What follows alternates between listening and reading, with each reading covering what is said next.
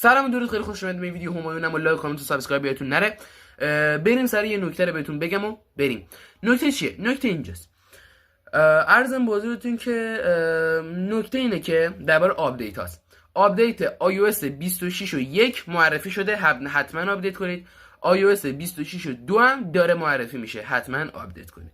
این از این نکته. نکته بعدی، اگه دقت کرده باشید توی گوشه اپل اینجوریه که شما وقتی گوشی رو خاموشه برمیداری و میاری سمت صورتت بدون که هیچ دکمه یا هیچ لمسی بکنی، تا میاری سمت صورتت این میفهمه که میخوای باش کار کنی، صفحه نمایش روشن میشه و اگر فیس آیدیتون فعال بشه میره تو هوم اسکرین. این قابلیت گوشی‌های سامسونگ هم دارن. اگه میخواید زیر همین ویدیو شورت ویدیو کامنت کنید که این قابلیت جذاب به ما هم بگو. این از این نکته.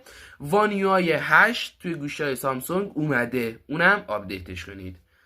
لایک و کامنت هم یادتون نره. دمتون گرم.